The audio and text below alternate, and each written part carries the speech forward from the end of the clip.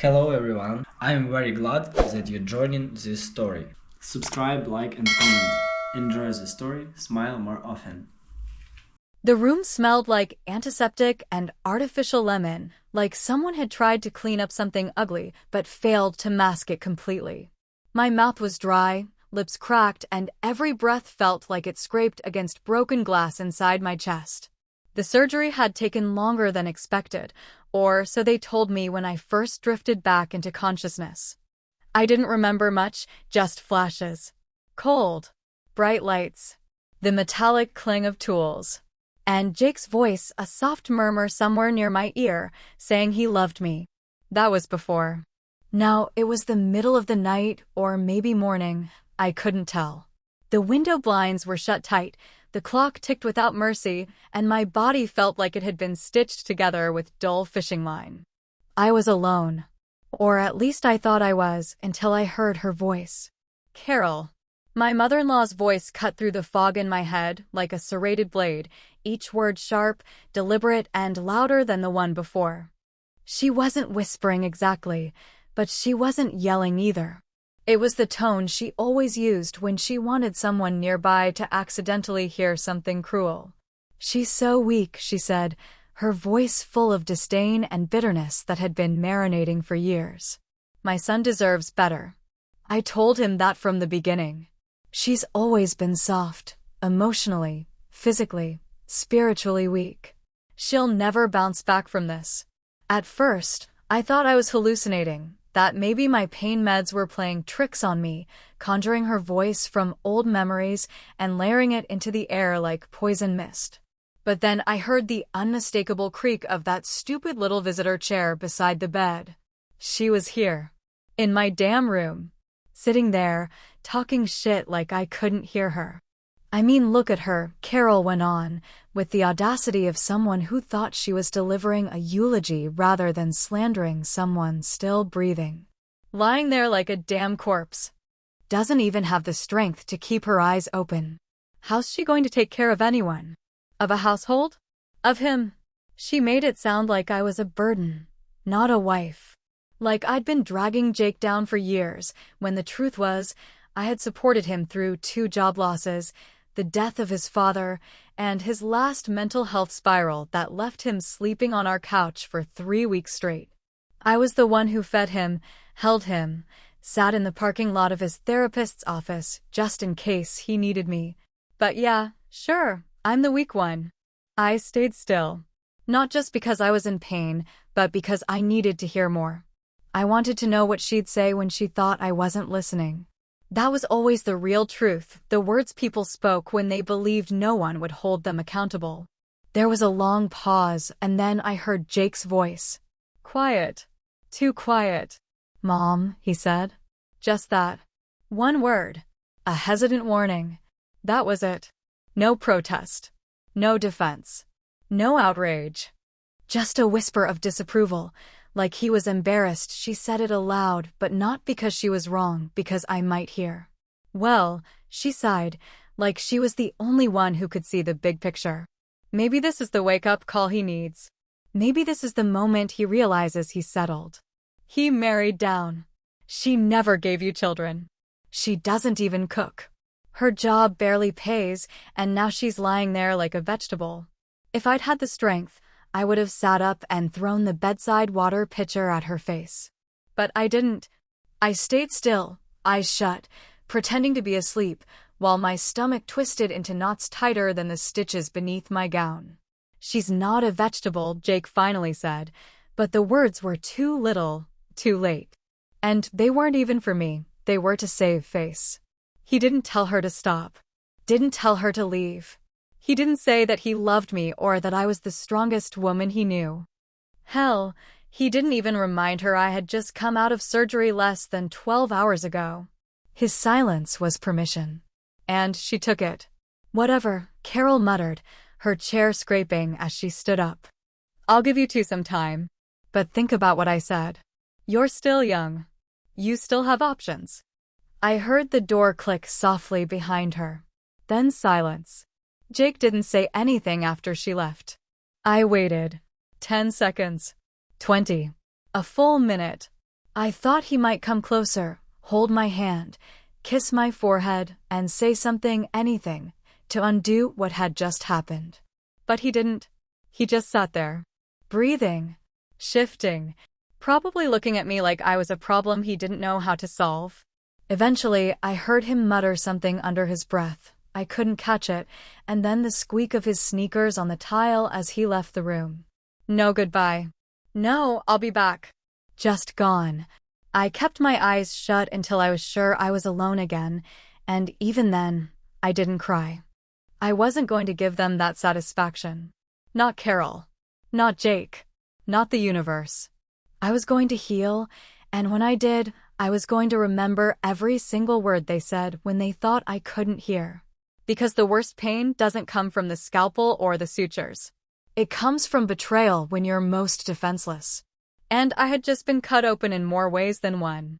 The morning light slid through the blinds in narrow slats that cut across my hospital bed like prison bars, reminding me that no matter how nice the sheets were or how quiet the room was, I was still stuck. My body felt heavier than yesterday, probably from the meds, maybe from the weight of what I'd heard. The words Carol said kept looping in my head, not just the words themselves, but the venom behind them, the ease with which they rolled off her tongue, like she had rehearsed them 100 times before finally letting them fly while she thought I was unconscious. Jake still hadn't returned, and I wasn't sure if I wanted him to. In the 24 hours since my surgery, I had learned more about what he truly thought of me, what he allowed to be said about me, than I had in 18 years of being with him. No, wait. That can't be right. We met when I was 22, and I'm 42 now. That would only be, 16 years? So why did it feel like a lifetime, like I had served a full sentence in a marriage that maybe wasn't built to last in the first place? I turned my head slowly, pain flickering at the base of my skull, and stared at the little table by the window. Someone had left a styrofoam cup of cold coffee and a granola bar, the kind Jake always picked up when he forgot breakfast and tried to pretend it was thoughtful. A part of me wanted to believe he had just panicked yesterday. That he'd return this morning, flowers in hand, apology ready, a promise to stand up for me from now on. But another part of me, the one that had grown quiet and watchful over the years, knew better. I had never truly been part of Carol's family. From day one, she made it clear I wasn't what she envisioned for her only son. She came from a line of women who hosted book clubs and made casseroles from scratch. I was the kind of woman who bought store-brand mac and cheese and barely remembered to RSVP to family functions. I wasn't flashy or proper or polished. I didn't pretend to enjoy wine tastings or talk about throw pillow arrangements. I had a sharp tongue, a decent job, and a no-bullshit attitude that rubbed her the wrong way. The first Christmas with them, I showed up in jeans and a sweater, not realizing it was some sort of formal event with china plates and prayer readings. Carol didn't say anything directly, but she offered me one of her shawls so I wouldn't feel underdressed, and spent the rest of the night explaining to everyone how different I was. Every holiday after that felt like I was walking into enemy territory. One wrong move, one late arrival, one missed thank you note, and she'd file it away like a lawyer building a case. I tried. I really did. I sent her flowers on her birthday every year. I remembered the name of her ridiculous cat that bit everyone except her. I even once baked a pie for Thanksgiving, and she asked if I had bought it from a gas station. Jake would just laugh, shrug, tell me, that's just how she is, babe. And I believed him.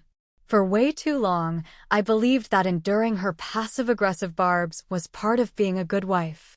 So yeah, maybe I am weak. Maybe I should have stood up to her years ago, laid down some boundaries, made Jake choose whose side he was really on. But I didn't. I told myself I was keeping the peace, choosing my battles, doing the mature thing. Turns out, silence doesn't earn you peace, it just teaches them they can walk all over you without consequence. The door opened around 10, creaking just enough to announce someone who wasn't used to hospital rooms. Jake stepped in, hands in his jacket pockets, looking like a teenager sent to apologize after getting caught cheating on a test. He gave me a half smile, the kind he wore when he wasn't sure what mood I was in. "Hey," he said. "You look awake." I didn't respond. I just looked at him. Really looked. The crow's feet forming at the edges of his eyes. The way his hair was thinning slightly at the crown. The small stain on his shirt that I was almost sure was from Carol's beet salad she always made, and only he pretended to like. He looked tired. Guilty. Unwilling. I brought your favorite tea from home," he added, holding up a thermos like a peace offering. "It's still warm." "That's nice," I said, my voice flat. He walked over, set the thermos on the tray beside me, and sat in the chair his mother had defiled the night before. For a moment, neither of us spoke. "She didn't mean it," he finally said. "Yeah, she did," I replied without hesitation. He flinched, just slightly. "I talked to her. She wants to come by later. She said she feels terrible.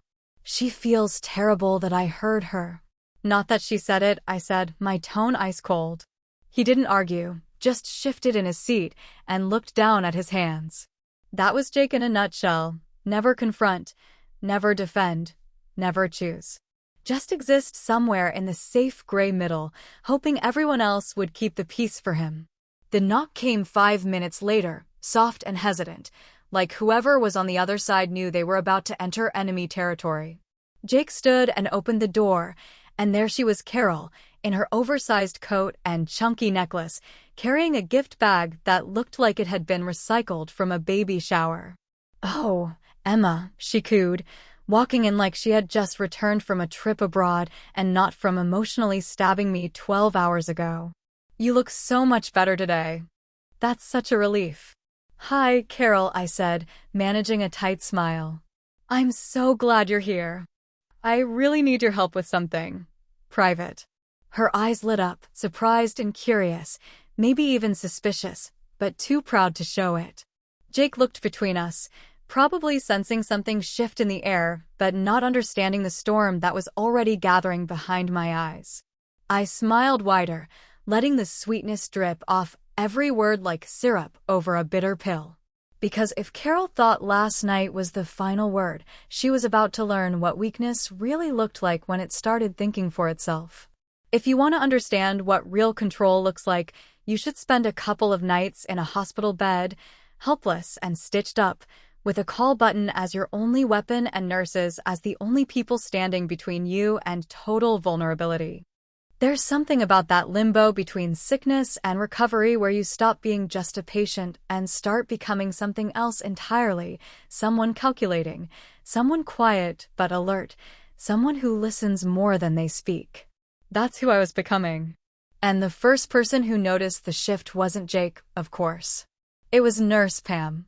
Pam wasn't the kind of nurse who warmed your blankets or fluffed your pillow with a saccharine smile. She was in her 50s, maybe 60s, with the kind of voice that sounded like it had seen too many years of ungrateful patients and overworked shifts. Her hair was tied back in a tight ponytail, her sneakers were neon pink, and she didn't give a single damn about sugarcoating anything. I liked her immediately. "You've got that look," she said one afternoon while checking my for. "Like someone who's planning something." She glanced over her shoulder and then winked. "Don't worry, I won't rat." I chuckled despite the pain that followed every movement. "What kind of look is that?" "The kind that says you're done playing the good girl and ready to pull some strings," she said, scribbling notes on her clipboard like she hadn't just read my mind. "So what's the angle?" I paused, then decided she was probably the only person in this damn place I could trust. "Hypothetically," I said, careful to keep my tone even, if someone wanted to stop a visitor from coming and say, permanently, what kind of hoops would they have to jump through? Pam looked at me for a long second, then walked over to the door, peeked into the hallway, and gently pushed it shut. "Well now," she said, pulling up the visitor's chair and sitting down like we were two mob bosses negotiating in secret. "That depends. You got someone causing trouble?" "Let's just say my mother-in-law believes hospitals are her stage," I replied, not bothering to hide the edge in my voice. Pam nodded like she'd heard worse, which she probably had. You know, she said thoughtfully, we have a thing called a psychological safety restriction. It's usually used when patients are recovering from trauma or abuse. If a visitor's presence is deemed emotionally harmful, we can block them. With the right documentation, we can even notify other hospitals in the network to do the same. My pulse jumped, and for the first time since I'd woken up in this bed, I felt something close to power. That kind of restriction, I asked carefully, would it require legal action? Nope, Pam said with a grin that made her eyes crinkle. Just a doctor's note and a little narrative from the patient. We do the rest. But you gotta be smart about it. I'm smart, I said. Good, Pam replied, standing up and walking back to the 4 machine. Because the system only works if you know how to make it work for you. And so I did. That evening, I wrote out everything.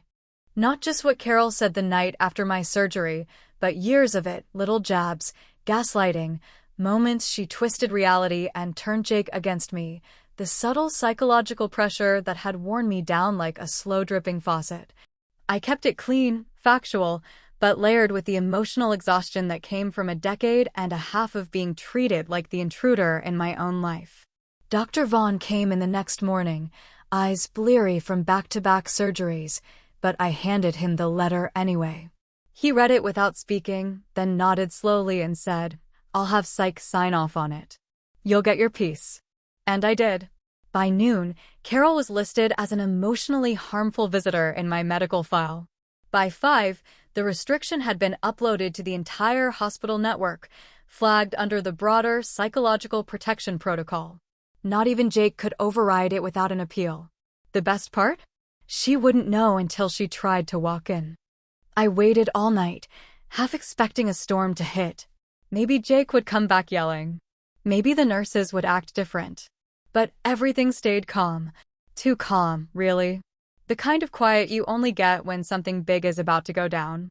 And I was more than ready. The next morning, I heard it. Not shouting, not stomping, something better. A loud, awkward silence outside my door. The kind where people freeze mid-sentence. The kind where staff look at each other but don't say a word. Then came the soft knock. Pam peeked her head in, holding back a grin she couldn't quite hide.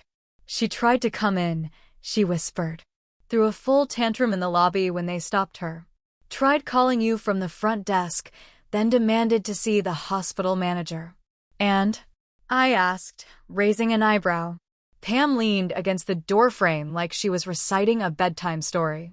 We told her the visitor restriction is in place at all hospitals in our system. Every single one. She's blacklisted unless you revoke it. Which I assume you won't. Not today, I said, smiling to myself as I leaned back against the pillows, the pain in my body still there, but muted now by the satisfaction blooming in my chest. There was a moment of silence between us, then Pam chuckled and added, she looked like someone told her Christmas was canceled. I didn't respond. I didn't need to, because for the first time since I married Jake, I had created real, tangible space between me and Carol. A wall she couldn't climb with snide remarks or backhanded gifts. And maybe, just maybe, it would give Jake a taste of what boundaries actually looked like. But even then, even in that moment of victory, I knew this wasn't over. Not with Carol. Not with Jake. Not with whatever the hell I was going to do when I finally got out of that bed. Because there's something about revenge. It's never the end. It's just a damn good beginning. Jake didn't come the morning after Carol was banned, which was honestly a blessing disguised as disappointment, because it gave me time to rehearse all the things I'd been holding back for way too long. I went over it all in my head like lines from a courtroom drama, every insult I'd swallowed, every silent night after a family dinner, every moment I let myself believe that keeping peace was more important than keeping my dignity. And for the first time, I didn't feel guilt about it. I didn't feel like the villain for drawing a line in the sand. I felt clear. And clarity was a luxury I hadn't been able to afford since I said I do. But around 2 in the afternoon, The door flew open like someone had forgotten where they were, and there he was, Jake, flushed and stiff and trying to look calm, but failing spectacularly. He was holding his phone in one hand, like it might explode, and the other hand was clenched into a fist that he kept flexing, like he couldn't decide whether he wanted to punch something or hug me. Spoiler, he did neither. What the hell, Emma? He snapped before the door even had time to shut. You banned my mother from the entire hospital system? I didn't even blink. I took a sip of my water like he'd asked me about the weather. That's right. You went too far, he said, pacing back and forth like he thought movement would help him make sense of it. She's my mother. And I'm your wife, I said, keeping my voice even but steady, like someone giving a final warning before a storm breaks loose. Or at least I thought I was until you sat there and let her tear me apart after surgery like I wasn't even in the damn room. Jake stopped pacing for a second, his jaw tightening. You were asleep. No, I said, shaking my head. I was silent. There's a difference. He rubbed his hand over his face, the way he always did when he knew he'd screwed up but didn't want to admit it. You could have talked to me first. We could have worked it out like adults.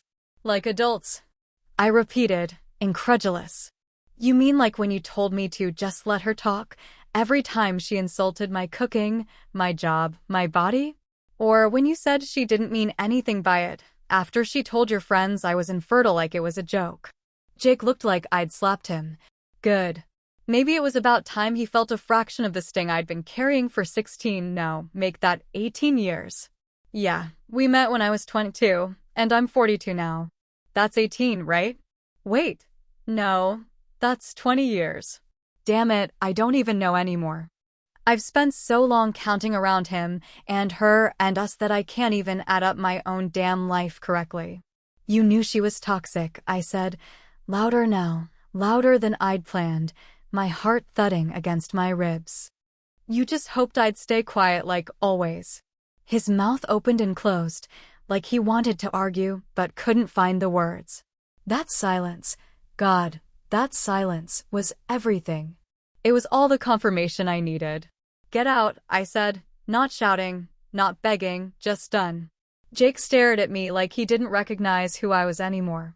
Maybe he didn't. Maybe for the first time since we met, I wasn't shrinking myself to make space for him and his mother and the image of the perfect, compliant wife he'd let her build in her head. He didn't fight. He didn't throw anything or slam the door or cry or curse. He just left. Just like that. Walked out of the room, out of the conversation, out of the moment where he could have fought for me. And maybe that's the only answer I ever really needed. I sat there in the quiet after, staring at the ceiling tiles, counting them like maybe if I reached a certain number, I'd forget the whole damn thing ever happened. But then I heard Pam's soft knock. She stepped inside, holding something in her hand that didn't look like medical paperwork or a food tray. It was a small, faded envelope, yellowed at the edges, sealed but worn from time and fingertips. She looked hesitant, which was rare for her. I wasn't sure if I should give you this, she said quietly. But Carol left it here years ago when she was visiting another patient. It had your name on it. We put it in her file and forgot about it, until now. My heart thumped once, hard. She left me a letter? Pam nodded. Or maybe it wasn't meant for you. But your name's on the front. I took it from her slowly, like it might disintegrate in my hands, and she left without another word. It wasn't Carol's handwriting, I knew that instantly. It was Messier, raw, scribbled in shaky black ink like whoever wrote it had been crying or dying or both. I sat there for a full minute just staring at it, the envelope soft and fragile, the kind of thing that felt too personal to touch, but too dangerous to ignore. I tore it open carefully, the way you'd unwrap a memory you didn't want to see but couldn't look away from. And then I read it. I read every single word. And by the time I reached the last sentence, I wasn't angry. I wasn't vindicated. I was crying. But not for her. Not for me. For someone else entirely. And I wasn't sure I'd ever stop. There's a strange kind of silence that settles over a hospital when your discharge papers are signed, but your soul hasn't quite caught up, like the walls themselves are holding their breath, waiting to see if you're really ready to walk out or if you're just pretending you are. That morning, the nurse brought me a fresh gown and said the doctor had cleared me to go home, though the word home suddenly felt heavier than it used to, like I'd have to carry it on my back instead of live inside it. My bag was already packed, the four had been removed, and yet I sat there by the window in that stiff recliner chair, holding the letter Carol never meant for me to read, the one that had changed everything without changing a damn thing. It wasn't long, maybe 2 pages tops, written in jittery, slanted handwriting, the kind you only see from someone who's either shaking or desperate or both. And it wasn't addressed to me, not really. The letter had my name scrawled on the front, but the contents were meant for a ghost, a daughter who died 30 years ago in a hospital just like this one, a girl named Lillian who never made it past her 5th birthday. The words inside weren't full of venom or coldness. They were soaked in grief, soaked in guilt, and soaked in the kind of silence that wraps itself around a woman's throat and doesn't let go. Carol had a daughter once, and she lost her. The letter talked about how the hospital made a mistake, how a nurse missed a dosage, how no lawsuit could bring back a heartbeat. It talked about how Carol never forgave the staff, never trusted hospitals again, and how, over time, she started to believe that loss was punishment for her own failings as a mother. But what hit me hardest was one simple sentence, tucked at the bottom of the page like an afterthought, like a footnote to a tragedy no one else remembered. And sometimes, when I see Emma lying in that bed, I hate her for surviving when Lillian didn't. That line cracked something in me, something old and tired and already worn thin, and I had cried without sound until my chest hurt more than the stitches ever had. I didn't know whether to pity her or hate her more deeply than ever before. And maybe that's what grief does, it blurs the lines between cruelty and coping, between villain and victim. But even after reading it, after holding her private pain in my hands like a raw, beating thing, I knew one thing for certain. She didn't get to weaponize her trauma against me. Not anymore. So before I left, I asked Nurse Pam for a favor. Just one last thing. She didn't ask questions, just raised an eyebrow and nodded like she already knew what I was going to say. I called Carol from my hospital room, not because I wanted to hear her voice, but because some goodbyes are better said out loud than left to rot in letters. She answered on the second ring, her voice brittle like old paper. "I got your letter," I said before she could speak. There was a pause. Then, carefully, she said, "I didn't think you'd ever see that." "I wasn't supposed to," I replied. "But I did." She didn't apologize. Of course she didn't. That wasn't her way. What she said instead surprised me more. "Lillian would have been 35 this year," she said quietly.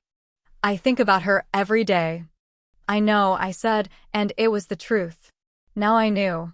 But thinking about her doesn't give you the right to punish me for still being here. Another pause. Longer this time. "I was angry," she said. "I've been angry for so long." "And I've been quiet for too long," I replied. "But I'm not anymore." She exhaled like she was letting something heavy fall off her chest. "So what now?" "I'm not lifting the visitor ban," I said, "not cruel, just final. You don't get to be near me just because you're hurting." "I'm hurting too. You just never noticed." "I never hated you," she said softly. "I don't believe you," I said, just as softly. And maybe that was the most honest exchange we ever had. I ended the call before she could say anything else.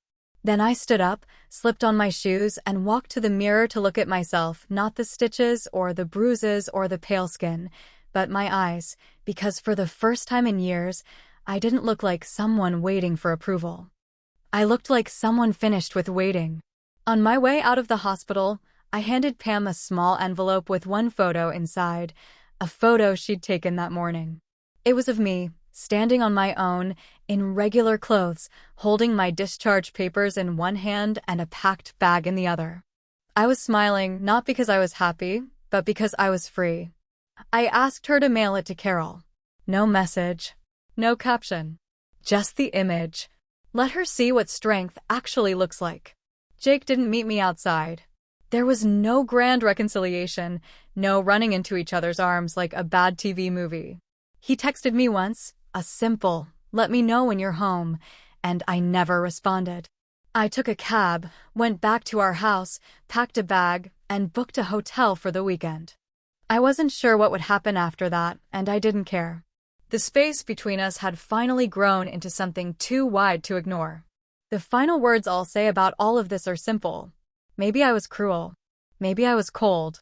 Maybe someone somewhere will hear this story and think I should have forgiven her, let her visit, welcomed her back in the way the world expects women like me to always make room for grief that isn't ours.